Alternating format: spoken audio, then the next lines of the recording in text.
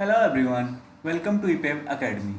RCC structure series के इस video में हम डिस्कस करेंगे एनालिसिस ऑफ सिंगली रेनफोर्स्ड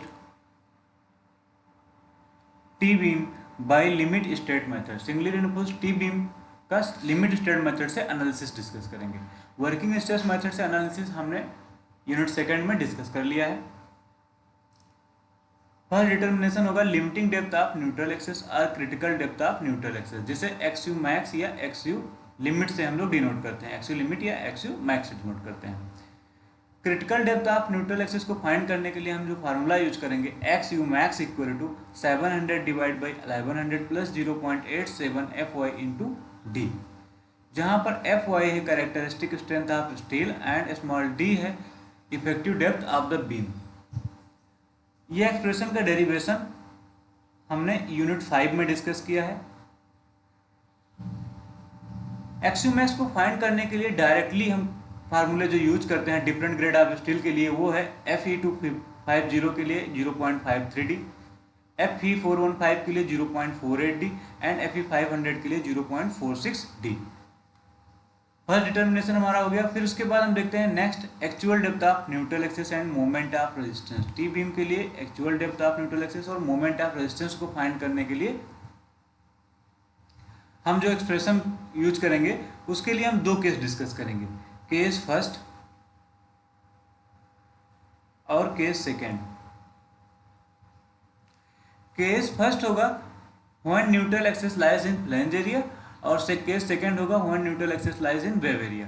तो जब फ्लैंज एरिया में न्यूट्रल एक्सेस लाई करेगा means x you less than D F, and जहां पर एक्स यू क्या है, depth of neutral access, and D F है डेप्थ ऑफ फ्लैंज। और केस सेकेंड में हो जाएगा जब न्यूट्रल एक्सेस वेव एरिया में लाई करें means x u is greater than D F.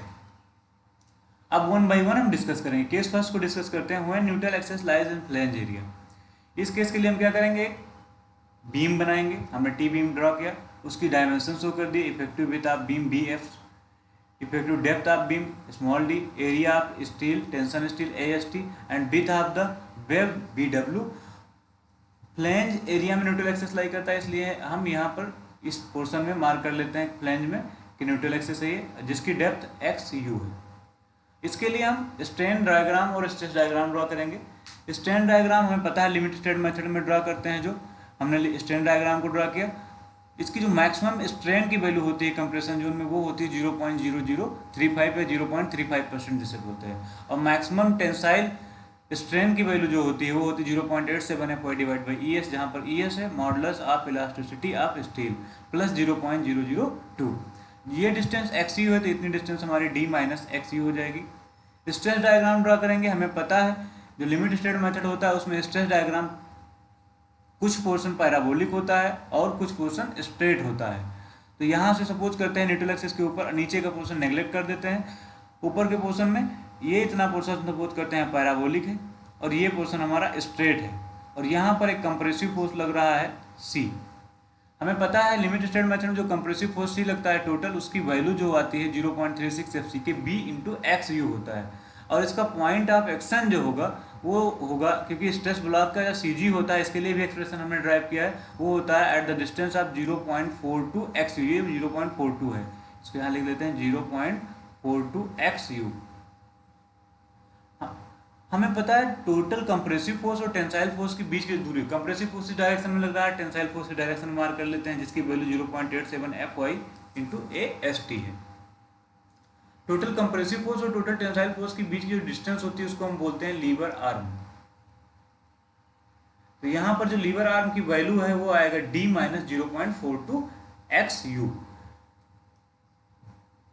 Case first के लिए इंपॉर्टेंट पॉइंट हमें याद रखना है कि जब केस फर्स्ट लाई करे ऑकर करे means when x u is less than D f then the T beams is like an ordinary beam, ordinary rectangular beam and its width is taken by b f. Means जो T beam है इस case के लिए एक normal rectangular beam की तरह behave करता है, बस चेंजिंग क्या होता है, जो बी होता है width of the beam rectangle के केस में यहाँ effective width of the flange लिया जाता है टी बीम के केस में।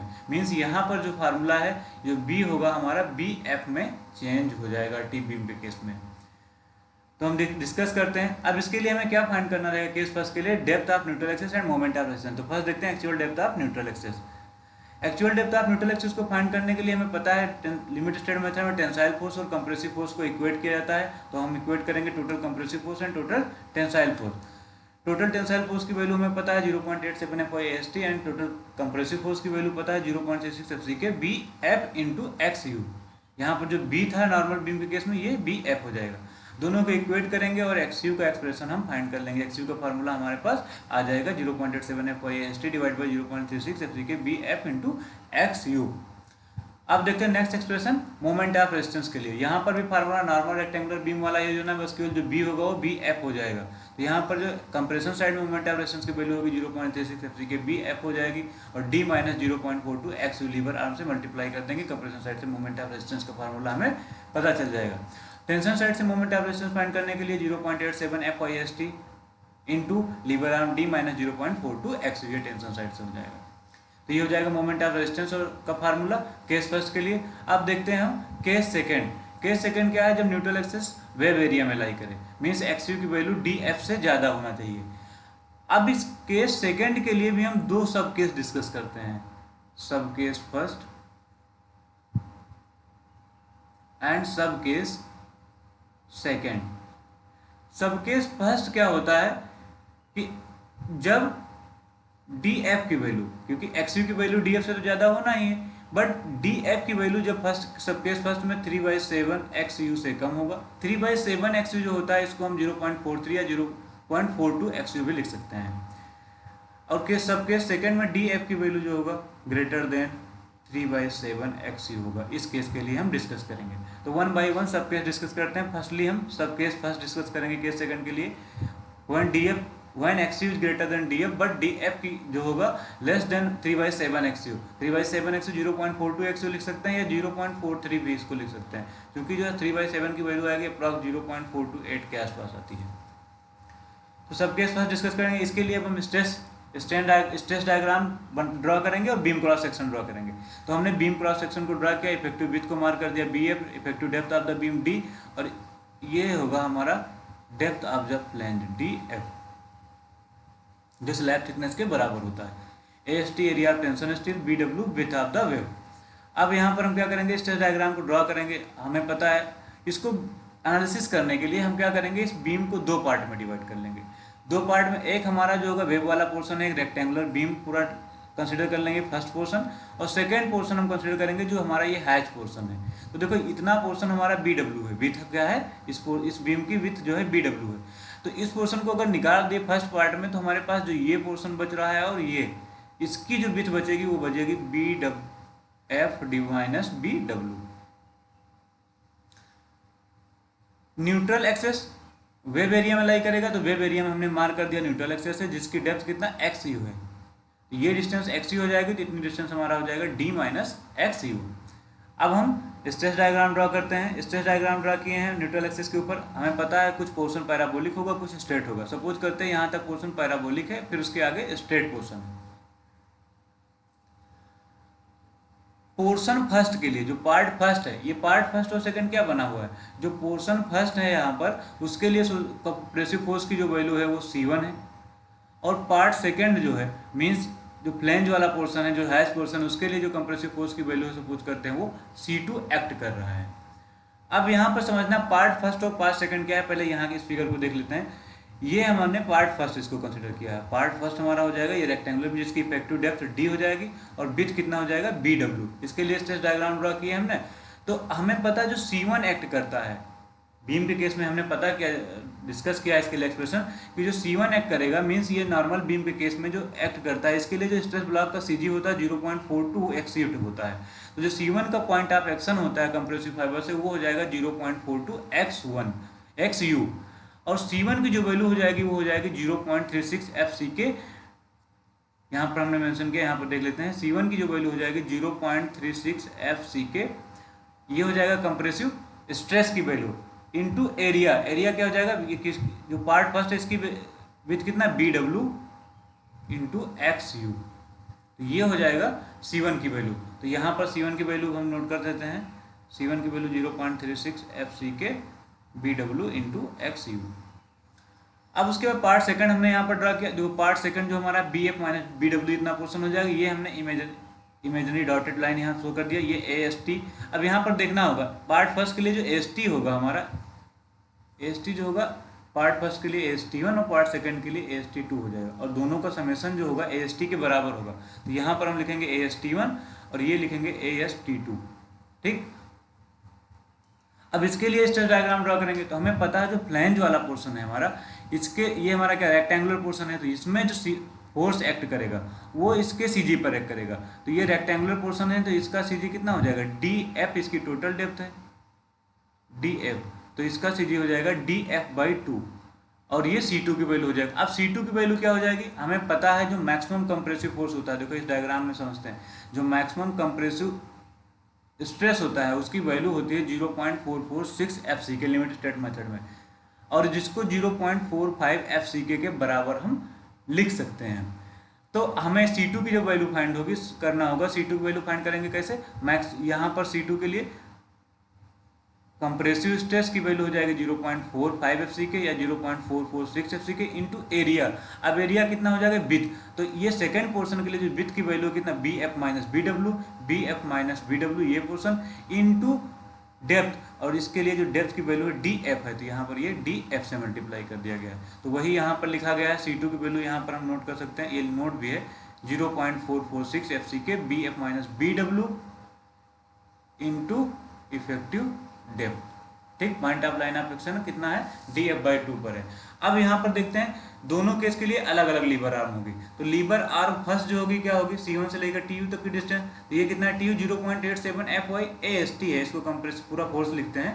T2 की वैल्यू यहाँ पर AST1 हो जाएगा फर्स्ट के लिए, और T2 के लिए 0.87 FY AST2 हो जाएगा।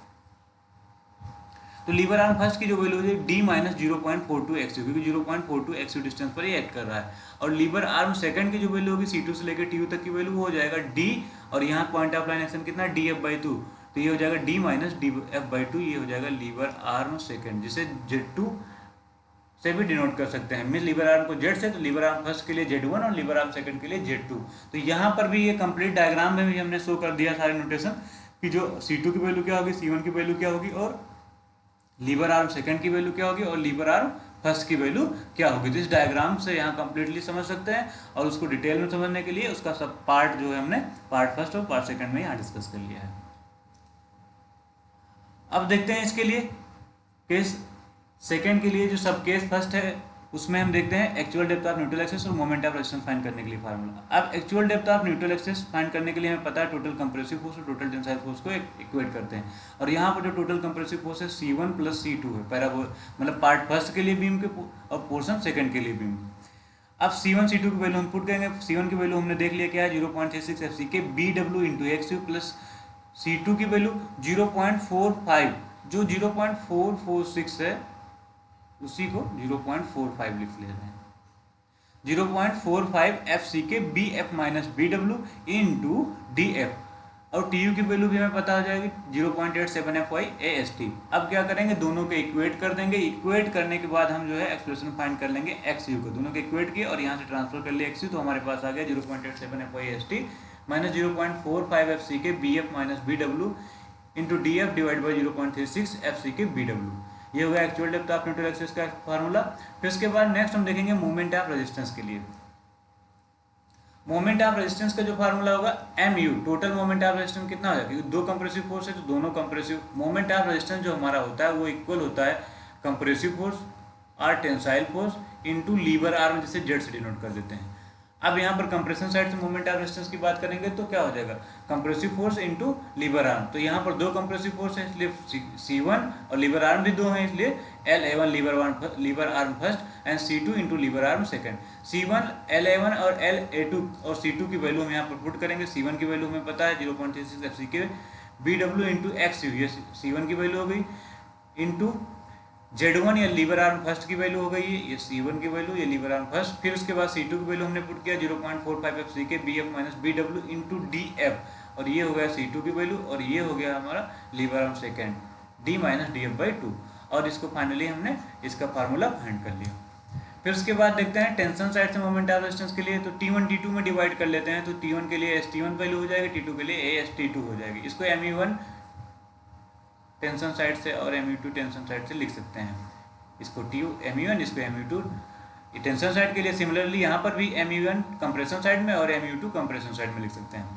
तो यहाँ पर लिखेंगे 0.87 FY AST1 T1 के लिए into lever arm first plus 0.87 FY AST2 T2 के लिए और D minus DF/2 lever arm second. तो यहाँ से हमारा moment of resistance tension side से पता चल सकता है। अब उसके बाद हम देखते हैं डिजाइन फार्मूला क्या होगा। अगर डिजाइन फार्मूला मतलब हमें AST1 और AST2 की वैल्यू अगर फाइंड करना है, ये हमारा डिजाइन फार्मूला, तो उसके लिए क्या करेंगे, AST1 फाइंड करने के लिए C1 और T1 को इक्वेट कर देंगे और AST2 फाइंड करने के लिए C2 और T2 को इक्वेट कर देंगे। तो जब C1 और T1 को इक्वेट करेंगे तो हमारे पास फार्मूला आ जाएगा AST1 = 0.36 FCK BW into XU divide by 0.87 FY। और जब C2 और T2 को इक्वेट करेंगे तो हमारे पास फार्मूला आ जाएगा, दोनों इक्वेट करेंगे तो हमारे पास ये फार्मूला आ जाएगा 0.36 FCK BF minus BW into DF divide by 0.87 FY। और AST जो हमारा इक्वल होगा वो होगा AST1 प्लस AST2 के बराबर होगा। तो हमारा यहाँ पर आ जाएगा डिजाइन फार्मूला सब केस फर्स्ट के लिए। अब हम डिस्कस करेंगे सब केस सेकेंड। ये हमारा सब केस सेकेंड है, केस सेकेंड के लिए इसमें क्या है, XU की वैल्यू DF से ज़्यादा होना है, बट जो DF की वैल्यू होगी 3/7 XU से कम हो गया, 0.42 XU है या 0.43 भी लिख सकते हैं, XU से ज़्यादा हो रहा है। DF की वैल्यू 3/7 XU से ज़्यादा, यहाँ पर क्लियर कर लेते हैं। फिर in this case the stress value in the flange area is not constant, so stress diagram for flange portion is partly rectangular and partly parabolic. इस केस में क्या होता है, जो फ्लैंज का पोर्शन है उसके लिए जो स्ट्रेस की वैल्यू, ये हमारा फ्लैंज होता है टी बीम के केस में, और इस फ्लैंज के केस में जो स्ट्रेस की वैल्यू होगी सब केस सेकंड के लिए, वहाँ पर वो वैल्यू कांस्टेंट नहीं होगी, जिसकी वजह से जब कांस्टेंट वैल्यू नहीं होगी, जब स्ट्रेस डायग्राम हम बनाएंगे तो फ्लैंज वाले पोर्शन में कुछ पोर्शन उसका पैराबोलिक बनेगा, मीन्स अगर ऐसा कोई डायग्राम बना तो कुछ पोर्शन पैराबोलिक और कुछ पोर्शन उसका स्ट्रेट बनेगा। जबकि हम देख रहे थे सब केस फर्स्ट में जो फ्लैंज का पोर्शन है वहाँ के लिए जो स्ट्रेस डायग्राम बन रहा था उसके लिए वो पूरा स्ट्रेस डायग्राम पूरा स्ट्रेट था, ठीक है, मीन्स रेक्टेंगुलर था। बट यहाँ पर क्या होगा, पार्टली पैराबोलिक होगा और पार्टली रेक्टेंगुलर होगा। तो उसके लिए हम डायग्राम ड्रा करेंगे। टी बीम हमने लिया, सारे डायमेंशन मार्क कर दिए, effective width of flange, effective depth, area of tension steel, width of web सभी को मार्क लिया एंड डेप्थ ऑफ फ्लैंज को। अब यहाँ पर हमें पता है क्योंकि फ्लैंज वाले पोर्शन में कुछ पोर्शन पैराबोलिक बनेगा, कुछ स्ट्रेट। तो ये पोर्शन सपोज करते हैं स्ट्रेट में रेक्टेंगुलर है और ये पोर्शन यहाँ तक जो है फ्लैंज के पोर्शन में पैराबोलिक सेक्शन बन रहा है। मैक्सिमम कंप्रेसिव स्ट्रेस हमें पता है 0.45 FCK हो गया, मीन 0.446 FCK भी इसको बोलते हैं। न्यूट्रल एक्सेस वे भी एरिया में लाई करेगा, न्यूट्रल एक्सेस को यहाँ मार्क कर लिया। न्यूट्रल एक्सेस की डेप्थ को मार्क करना चाहें तो यहाँ पर हम मार्क कर सकते हैं, ये कितना होगा XU। तो ये डिस्टेंस कितना हो जाएगा D माइनस XU। यहाँ पर कंप्रेसिव को C1 और C2 एक करना है, तो इसको समझते हैं। क्या बोला गया है, जो फ्लैंज एरिया है उसमें कुछ पोर्शन पैराबोलिक होता है और कुछ पोर्शन रेक्टेंगुलर। तो हमने इतने पोर्शन को सपोज किया पैराबोलिक है, इसको हमने यहाँ अलग से मार्क कर दिया समझने के लिए। BF माइनस BW क्या है, इस पोर्शन को, ये पार्ट सेकंड हम यहाँ पर डिस्कस कर रहे हैं। जो ये है पोर्शन सेकंड की बात हो रही है, यहाँ पर जो होगा ये पोर्शन सेकंड है। पार्ट फर्स्ट अभी नहीं डिस्कस कर रहे हैं, पोर्शन सेकंड डिस्कस कर रहे हैं। यहाँ से पार्ट फर्स्ट निकाल दिया गया तो हमारे पास जो बिट बचेगा कितना बचेगा, BF माइनस BW, जैसा कि अभी ऊपर हमने डिस्कस किया है। और डेप्थ ऑफ फ्लैंज को मार्क कर लिया और उसके लिए स्ट्रेस डायग्राम को हमने यहाँ पर दिखा दिया। और इसमें क्या होगा, कंप्रेसिव फोर्स लगेगा। अब देखते हैं एनालिसिस पर्पज के लिए हमें क्या करना होगा। फॉर द एनालिसिस पर्पज जो हम एक इक्विवेलेंट सेक्शन कंसीडर करते हैं और उस इक्विवेलेंट सेक्शन की जो डेप्थ होती है उसको हम मान लेते हैं YF। तो YF डेप्थ का एक इक्विवेलेंट सेक्शन सपोज करते हैं। विथ क्या रहेगा, वही रहेगा BF माइनस BW। और इस इक्विवेलेंट सेक्शन में ये ज्यूम करते हैं कि जो स्ट्रेस का वैल्यू होगा वो कांस्टेंट है। कितना कांस्टेंट होगा, 0.446 FCK या 0.45 FCK जिसे बोलते हैं। तो ये YF डेप्थ का हमने सेक्शन मान लिया। अब हमें पता है रेक्टेंगुलर पोर्शन है यहाँ पर, क्योंकि इक्वल वैल्यू है तो रेक्टेंगुलर डिस्ट्रीब्यूशन ही होगा।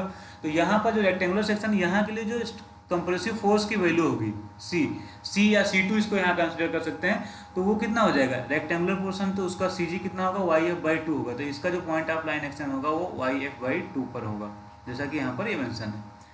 अब देखते हैं आगे YF की वैल्यू क्या होगी, क्योंकि हमने YF डेप्थ का सेक्शन मान लिया है। अब YF की वैल्यू फाइंड करना होगा, तो उसके लिए हम IS कोड यूज करेंगे, IS कोड 5456/2000 पेज नंबर 97 पर दिया है फार्मूला 0.15XU + 0.65 DF कंसिडर करेंगे। अब क्या होगा, ये YF हमने कंसिडर कर लिया। अब YF की वैल्यू पता चलने के बाद हमें ध्यान रखना है कि अब ये जो केस है, ये केस सिमिलर हो गया केस सब केस फर्स्ट की तरीके से, जो इससे पहले हमने केस कंसिडर किया था सेम वही केस हो गया। बस चेंजिंग क्या आएगा, जो भी फार्मूले हम यूज करेंगे वो सारे के सारे फार्मूले हम यूज करेंगे वही, बस जो DF था DF की जगह पर हम क्या कर लेंगे YF को यूज कर लेंगे। यहाँ पर लिख सकते हैं now this become similar to subcase first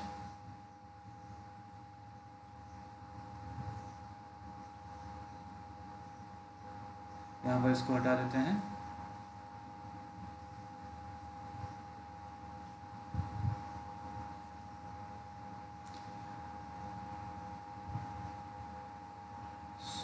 सबके फर्स्ट के तरीके सिमिलर हो गया। बस चेंजिंग क्या आएगा, ओनली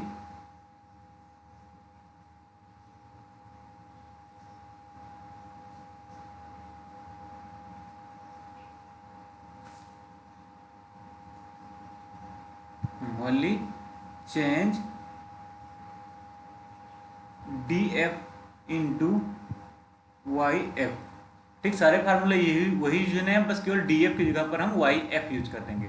तब आगे हम देखते हैं इसके लिए actual depth of neutral axis का फार्मूला क्या हो जाएगा। Actual depth of neutral axis को फाइंड करने के लिए हम क्या करेंगे, CU को TU के इक्वल कर देंगे, total compressive force is equal to total tensile force, और CU की वैल्यू C1 + C2 हो जाएगा, और TU की वैल्यू हमें पता है। तो अब क्या करेंगे, सारे फार्मूले वही यूज करना है, बस क्या करना रहेगा, जो DF था वहाँ पर हम YF यूज कर लेंगे।